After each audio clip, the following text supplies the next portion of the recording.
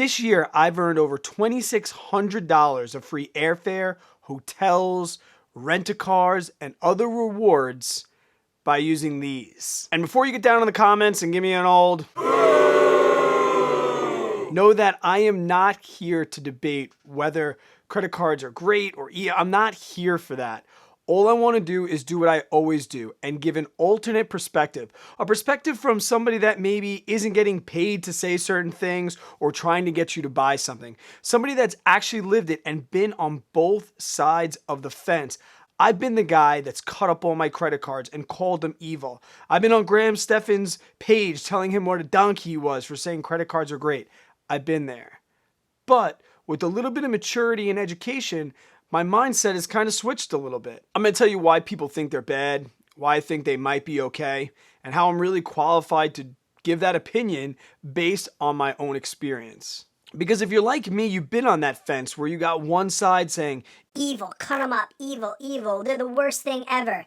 But then you got this other side possibly that's like, I'm mature, I'm good with money, I don't hold a balance, I don't pay interest, I want the rewards. So you might be deciding which side of the fence you need to go on to. I'm going to go through my credit card history, tell you how many points I've accumulated this year, how I accumulated them, how much they were worth, and possibly give you a couple ideas for some beginner cards that you might want to use. First, the elephant in the room. Guys, I am aware how much Dave Ramsey hates credit cards, but to be honest, he's really the only one that really I've heard feels so strongly about it. And I was talking with Mark over Whiteboard Finance, and he said, it's a shame that people like us that have so much respect for Dave Ramsey still can't give our own opinions without people lighting us up for having those opinions. And I'll agree with the fact that credit cards can be detrimental to people's wealth if they can't control themselves. They're bad when put in the hands of bad people. But one of the number one go-tos I hear is credit cards are the major issue and the reason why America is in so much debt. But when I went on debt.org and looked at the leading causes of debt here in America, I found out that credit cards are actually fourth behind home, auto, and student loans. And that credit cards are only 26.2% of America's debt, which is down from 38% a decade ago. So that means 3/4 of America's debt is coming from somewhere else besides credit cards. So it's really not the leading cause of our debt issues. And I think one of the hardest debates that Dave Ramsey has is when people talk about, being responsible and paying them off and not having any interest, or even keeping the cards while you're trying to pay off debt. He says, no way, Jose, keep your credit cards out of the question. Go get every single credit card you own, right now, put them on your kitchen table, grab some scissors, and cut them up. You have to completely amputate your problem, the credit cards. Well, how does he necessarily know what your problem is? Well, that's up for you to decide. Are credit cards your problem? Then maybe they are pretty bad. He goes on to say that responsible credit card usage just does not exist. No matter what famous actors tell you in commercials, there's not a single good reason to keep a credit card around, not even for the points and the miles and all of that baloney. Well, now knowing what I know, I kind of take that as an insult.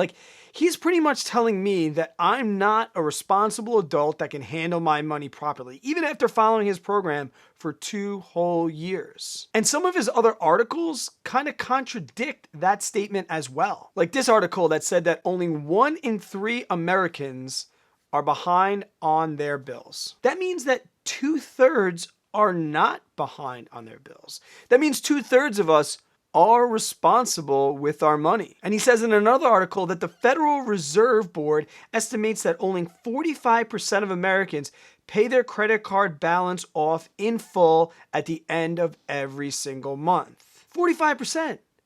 Almost half of credit card users are paying their balance off in full. So why can't I be part of that 45%? Why can't you be part of that 45%? Why can't you be part of that 2/3 of America that isn't behind on their bills? How can you tell me that responsible credit card usage doesn't exist? And to his argument about how it makes us spend money on things we would not normally spend on, I'll show you exactly what I've spent my money on and how I've used my cards, and the only thing that I've used with my cards this year, and you could tell me if any of those look irresponsible. So now that we've kind of put that behind us, let's get to the cards. Let's talk about exactly what cards I'm using and how I strategically plan what cards I use. When it comes to credit card rewards, there's pretty much 3 types of rewards that I've seen in my research. There's cashback cards that when you use them, you get a percentage of that cash right back to you. There's specific rewards like specific hotels, flights, airlines, things like that. And then there are the glorious ultimate rewards that Chase uses. They've partnered with a ton of companies, and you can use all of your reward points and distribute them amongst all of those different companies according to your needs. They all go into one portal, and then you use them when you want to. They don't expire, and as long as you have a card open, you can have them for as long as you want. Now, when it comes to cashback cards, I haven't used any cashback cards. And I'll tell you, one of the pros is that they usually come with low or no fees, and that's a yearly fee that the credit cards will charge just to have that card. But that cash back usually has a pretty low limit, so you're not going to get a ton of cash back. Where in other rewards, sky's really the limit. But they still tend to suck people in with that word cash. People hear cash, cash, cash, and no yearly fee, and they jump right on them. But when I show you exactly how these points can be converted to other rewards, you'll see that cash back really isn't the best option for what I've seen. Company-specific cards are great if you know what you need. And that's kind of where I'm at with my credit card usage. If you know that you're going to be flying a lot, you might want to go with a card that gives you points to Southwest or JetBlue. Or if hotels is really the most expensive thing in your travel, you might look to a hotel card. One question I get asked a lot is how these points actually convert to cash and other rewards. And it really depends on the company, but there's pretty much a baseline. And that baseline that I've seen is 1 cent per point. So for every 100 points you earn, you are essentially going to get $1 in rewards. Depending on the usage, when you're going to fly, what day you fly, where you're traveling to, I've seen things in excess of 2 to 3 cents per point. And I know that Chase Ultimate Rewards, they average at 1.25 cents per point. So when you get an idea of and you see these sign-up bonuses for 50, 60, 80,000 points, multiply them by 1 cent and you're going to see exactly how much rewards that bonus is going to return you on top of the spending that you use to get those rewards. Next, let's talk about the spending that I use these cards for and if they make me spend money outside of my normal everyday spending. Well, I'll tell you this. These cards, they don't even go in my pocket. I never have them on me at all. Every single dollar that goes on my credit card or my wife's credit card is an automatic payment to a bill that I was already going to be paid. And with automation, I have my bank set up to automatically pay my balances in full every single week. Every single Wednesday, my credit card balance, wherever they're at, they're paid in full. And since January, I have not given the bank 1 cent in interest this year. Right now, I'm putting $2,795 on my card every single month, which equates to about $35 a month in rewards that I'm getting back. That alone right there is $420 in rewards before any sign-up bonuses are applied to that. So when people say, oh, but they have a $95 fee, if I use the card for just regular spending, I get $420 back every single year in rewards. So even with that $95 fee, I still make out over $300 per card. Right now, what goes on that card is my daughter's daycare at $1,024. All of my groceries at $600. And you might be thinking to yourself, well, if you don't carry your card around, at the beginning of the month, we go to Stop and Shop, we buy a $600 gift card, and we use that gift card every single time we go to the grocery store, and that's it. And when that gift card runs out, it kind of helps us with our grocery budget. We put about $250 to $300 in gas on our cards every month. And that is one thing that when I know my gas tank's low, I will bring my card out, but then it goes right back in the drawer. I put my car insurance on there for $231, gets taken out automatically every month. Same with my utilities, $225. My cell phone and internet come in at $155 and $50. Our gym membership comes to $20. Netflix and other TV subscriptions come to $40, and my pet food, my pet insurance, and diapers comes to $200. That's it. Since January, those are the only things that I've put on my credit card. Now you tell me, A, is that something that you can do where you don't even have your cards on you? You can just set up your automatic bills, and B, does it look like those cards made me spend money on things I wouldn't have spent money on already. So here are the actual cards that I use and the strategy that I used. So for every single one of these cards, I opened the card.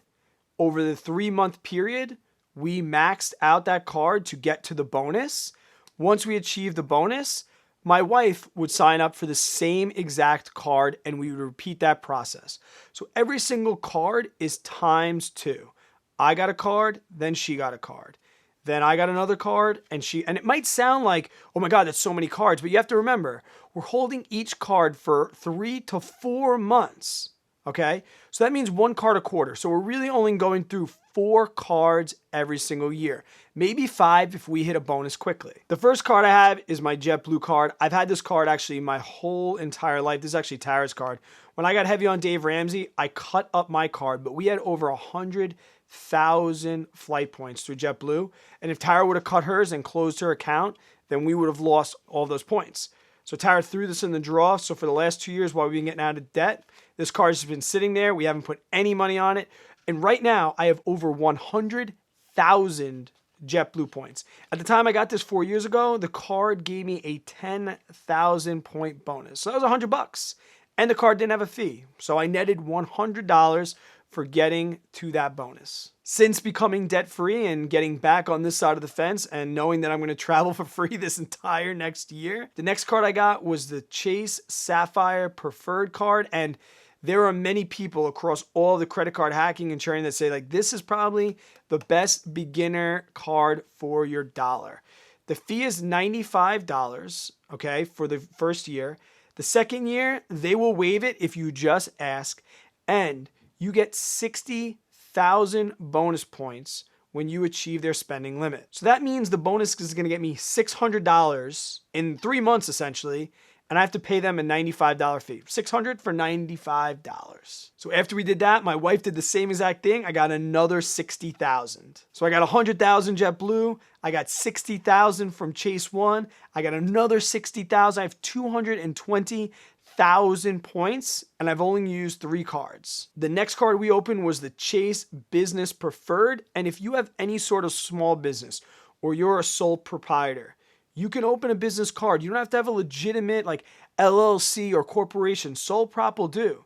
Tara opened a business for her tutoring. Like, she tutors, she brings in money, she opened a business account. And this one gets us 80,000 bonus points. $800 in turn for a $95 fee. So with those 3 cards there, we had 200,000 Chase Ultimate Reward points and we had 100,000 JetBlue points. So that was 300,000 points just in bonuses, not even with the spending and on top of that. So we're like, okay, we have flights locked in. We have Ultimate Rewards locked in. Let's go with our next card, which was going to be a hotel card. So the next card we got was another Chase card, and this is for Hyatt. Hyatts are pretty much all over the place. They're international, and they gave us a 50,000 point bonus when we hit our spending limit, which will equate to $500. This card also has a $95 fee. So if we add up all the rewards, that's where I get to $2,600 of free travel just this year. And I'm only paying $380 in fees. So that means I net $2,220, and that doesn't include like free breakfast. I know JetBlue gives you your first cocktail for free. I know that Hyatt gives you automatic upgrades upon check-in. So there's other perks outside of just the regular rewards. Now guys, it isn't all just easy and cupcakes and butterflies. There are some things that you really need to consider. You have to be able to hit those bonuses. And the best way to know that is to know your money. And like I said earlier, this is for people that have been budgeting, that know how much they spend, that know how much they can automatically put on their card. All right, these are for people that have their finances locked in. So knowing if you can hit the bonuses or not should be easy. It should be no question. And if you're like right there, I'll give you a quick hack. Let's say you're coming to the end of that 3-month period and you're short like $300. You might be saying to yourself, oh man, like I have to go out and I'm forced to spend $300 on something I don't want to spend on. No. If you are coming close, all you have to do is go out and buy a gift card for something that you spend money on. For example, we do our grocery shopping at Stop and Shop. If I was like $200 short, I would just buy a $200 gift card for myself. I would hit that bonus, I would use that gift card, and I wouldn't open a new card and start doing bonuses again until I use that $200 gift card. Simple as that. There's so many things that you can use in your everyday life that you could prepay for.